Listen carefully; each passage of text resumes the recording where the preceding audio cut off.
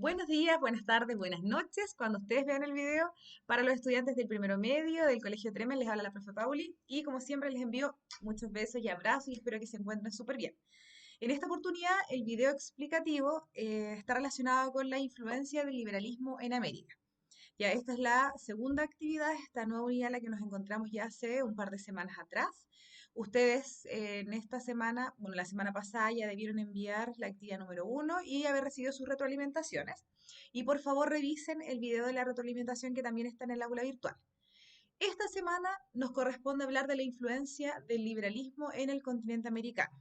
Y bueno, para partir es súper importante que recordemos que los ideales liberales y republicanos que se van a originar gracias a la Ilustración, gracias a la Revolución Francesa, van a generar repercusiones sumamente importantes en este continente americano.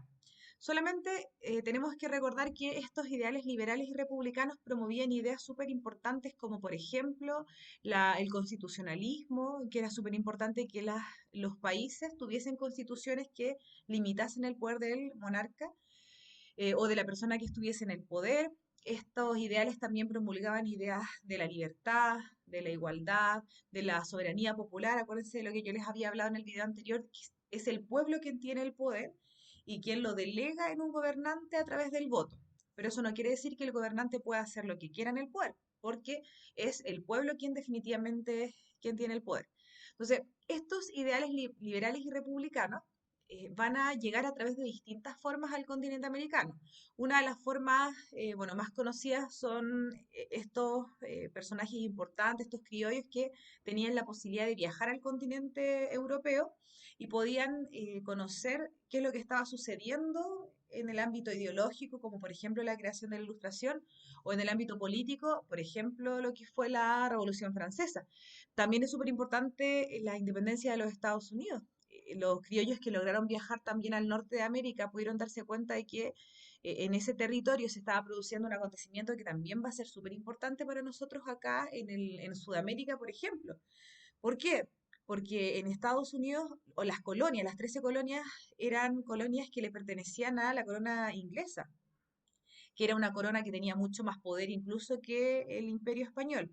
Y esas 13 colonias lograron su independencia. Entonces, acá en América también eso se ve como un ejemplo. Si ellos pudieron, ¿por qué nosotros no vamos a poder hacerlo? Entonces, podemos resumir en tres las repercusiones de estos ideales liberales y republicanos en América. Primero, vamos a tener un deseo de autogobernarnos. Segundo, se va a iniciar una lucha por los derechos individuales, por conseguir derechos individuales. Y tercero, que se van a comenzar a implementar políticas de corte liberal y republicano también en el continente americano. Vamos a partir por la primera, que es el deseo de autogobernarse. Bueno, primero hay que decir que cuando uno habla del concepto de autogobernarse, estamos hablando de frentón, de emancipación o de independencia. Y como ustedes pueden ver acá en este mapa que yo les estoy presentando, en este mapa lo que se están mostrando son las fechas de las independencias o de las luchas independentistas que se van a desarrollar en el territorio americano. Si ustedes se dan cuenta, muchas fechas son sumamente cercanas en tiempo y eso corresponde a que los acontecimientos que se habrían generado en Europa, como la Ilustración o la Revolución Francesa o incluso también la independencia de Estados Unidos, habrían generado en nuestro continente la idea o la necesidad de comenzar los procesos de emancipación. Entonces, el deseo de autogobernarse, como les vuelvo a repetir, está ligado a la independencia o al deseo de emancipación de las colonias americanas. Recuerden que nosotros acá, por ejemplo, en Chile, éramos una colonia de España. Y ser colonia en esta época significaba que tú tenías que obedecer las leyes, las autoridades también eran nombradas desde España y eran instaladas acá en nuestro país. Entonces no había la posibilidad de contrarrestar el poder de aquella persona que en España era el monarca absoluto. La monarquía absoluta en España era una forma de gobierno en donde el monarca concentraba la totalidad de los poderes del Estado, nosotros solamente éramos súbditos que solamente teníamos que obedecer lo que decía el monarca, sin la posibilidad de poder decidir por nosotros mismos frente a las necesidades de lo que aquí nosotros queríamos en Chile, por ejemplo. Bueno, también es súper importante señalar que siempre se habla de antecedentes externos e internos de las independencias hispanoamericanas. Entre los antecedentes externos, en general, para las colonias hispanoamericanas siempre se traducen en tres acontecimientos que nos van a incitar a generar procesos independentistas. La ilustración, que es lo que ustedes ya vieron en el video anterior, este movimiento intelectual que promueve la utilización de la razón, la independencia de Estados Unidos, que como yo les había mencionado, se va a transformar en un ejemplo para los sudamericanos, para las colonias de España en realidad. ¿Por qué? Porque si Estados Unidos pudo lograr la independencia de la corona inglesa, que en ese periodo era una metrópoli mucho más importante y poderosa que España, ¿por qué nosotros no podríamos haberlo hecho o no podríamos hacerlo si somos una colonia de España? Que España era una metrópoli, era un imperio colonial, pero no tenía el mismo poder que tenía Inglaterra. Y lo último es la Revolución Francesa. La Revolución Francesa hereda estos ideales liberales y republicanos, y hay un concepto que es súper importante y que lo hemos mencionado en todos los videos anteriores, que es el concepto de soberanía popular. Incluso, recuerden, ustedes lo vieron el año pasado, pero yo también se los había recordado en videos anteriores, con la Revolución Francesa se pone fin incluso a la vía del monarca absoluto francés. Se crea una constitución, se crea la Declaración de los Derechos del Hombre y el Ciudadano. Entonces, el ciudadano deja de ser súbdito y pasa a ser ciudadano. Y el ser ciudadano significa tener voz y voto en la construcción de un país o de una nación. Entonces, estos deseos de autogobernación están ligados a estos antecedentes externos. Bueno, y también está ligado a antecedentes internos como es el descontento de los criollos por no poder, por ejemplo, acceder a cargos de importancia, porque los peninsulares, es decir, aquellas personas que venían desde la península ibérica, específicamente desde España, llegaban acá al continente a ocupar los puestos más importantes, y también el surgimiento de estas identidades locales. Yo soy chileno, yo soy americano, por lo tanto yo entiendo las necesidades de mi pueblo, y ahí comienza a configurarse este sentimiento de que necesitamos una emancipación o necesitamos poder tomar decisiones por nosotros mismos. La primera Junta Nacional de Gobierno, que se desarrolla en 1810 en nuestro país, es el primer paso para lograr la independencia, ¿ya? Entonces, el deseo de autogobernarnos va a ser una de las principales y primeras herencias que vamos a nosotros recibir desde los ideales liberales y republicanos que habíamos hablado en la actividad anterior. La otra herencia es la lucha por los derechos. Acá en América, una vez que nosotros logramos la independencia, comenzamos a demandar derechos que eran promovidos por estos ideales liberales y republicanos. Incluso previo a la independencia, cuando estábamos nosotros en el proceso independentista, también estábamos luchando por estos derechos.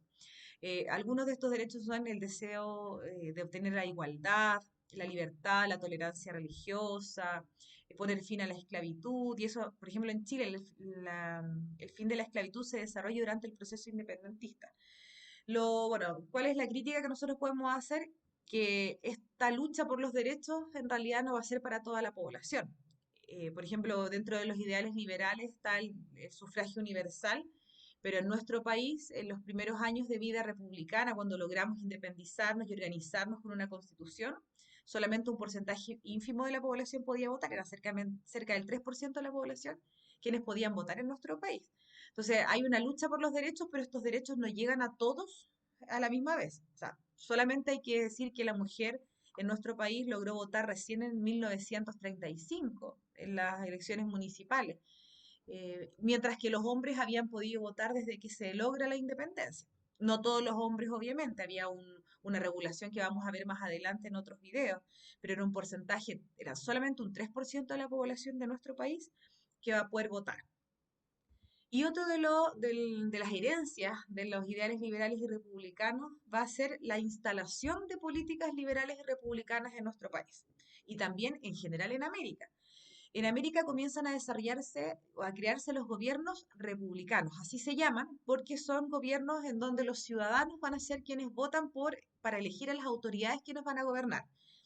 También estas repúblicas van a tener constituciones que van a intentar limitar en algo el poder del monarca. Pero acá es súper importante que yo les explique algo. En Chile nosotros, por ejemplo, pasamos por distintos tipos de república.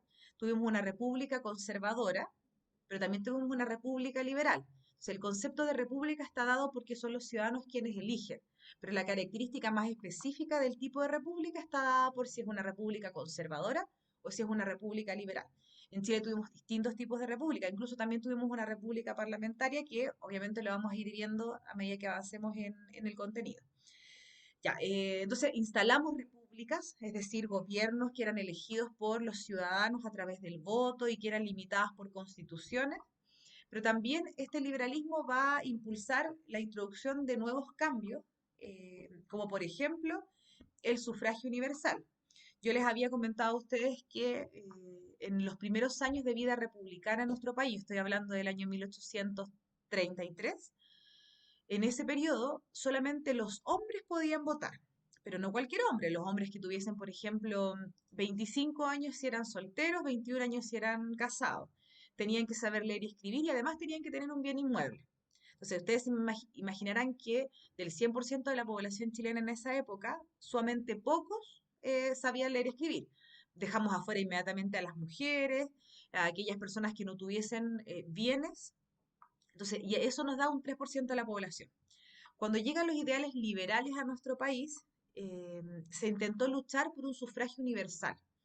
Y bueno, pero el sufragio universal en esta época, estamos hablando de 1860, todavía no consideraba a las mujeres. Entonces, en esta época el sufragio universal en nuestro país, por ejemplo, era el quitar la necesidad de tener un bien inmueble. O, por ejemplo, disminuir un poco la edad y ya bajar de 25 años a 21 años para todos los hombres para que pudiesen votar. Pero sigue siendo un porcentaje súper pequeño de la población quienes votan. Libertad de culto. La libertad de culto es otra política liberal que se va a implementar en América y en nuestro país está relacionada con algo que es como súper simple. En nuestro país, desde que nosotros empezamos la vida republicana, nosotros teníamos una religión oficial, que era la católica apostólica romana. De hecho, el artículo 5 de la constitución de esa época, que es la constitución de 1833, dice que la religión oficial de Chile es la católica apostólica romana, con exclusión del ejercicio público de cualquier otra. Entonces, eso significa que tú no podías predicar ninguna otra religión en el ámbito público porque ibas a ser sancionado. Entonces, cuando se habla de libertad de culto y los liberales intentan impulsar este cambio de libertad de culto, en realidad lo único que se hace en 1860 es eh, interpretar la constitución de una manera distinta, porque si la constitución decía que tú no podías practicar libremente otras religiones, se entiende entonces que lo puedes hacer en el ámbito privado. Entonces la libertad de culto se estableció que si teníamos religión oficial, que era la católica apostólica romana, pero si tú tenías otra religión, podías practicarla en el ámbito doméstico dentro de tu casa. Bueno, y la secularización del Estado también es otra política liberal que es súper importante. ¿Por qué? Porque, por ejemplo, en nuestro país, previo a la secularización del Estado, o también denominada laicización del Estado, si tú te casabas, necesariamente lo tenías que hacer a través de la Iglesia Católica y en la parroquia más cerca de tu casa. Si tú te morías, tenías que obligatoriamente ser enterrado en una iglesia católica. O sea, no había la posibilidad de ser disidente. Entonces, cuando los liberales inician esta política de secularización, se impulsa la creación de una institución, que es el registro civil.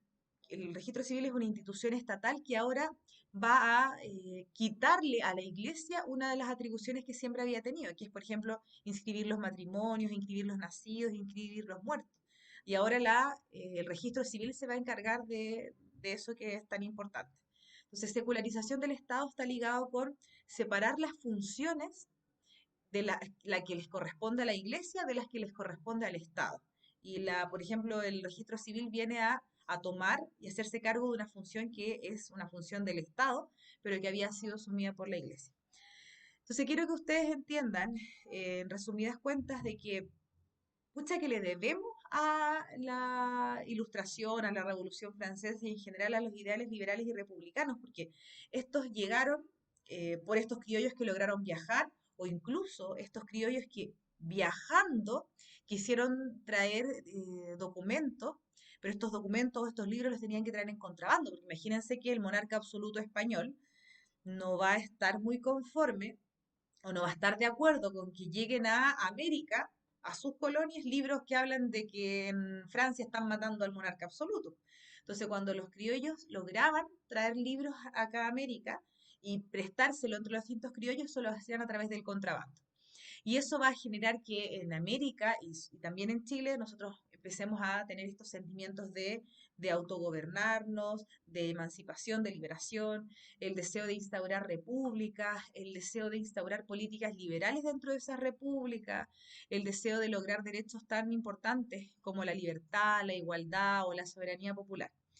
Y bueno, si ustedes se dan cuenta, en resumen, todo lo que nosotros vivimos en Chile desde el año 1810 en adelante, que corresponde a todo ese proceso independentista, probablemente no hubiese sido posible en esa época, a lo mejor lo hubiésemos desarrollado más adelante, si no hubiésemos recibido esta herencia desde los ideales liberales y republicanos. ¿Qué es lo que ustedes tienen que hacer ahora en la actividad?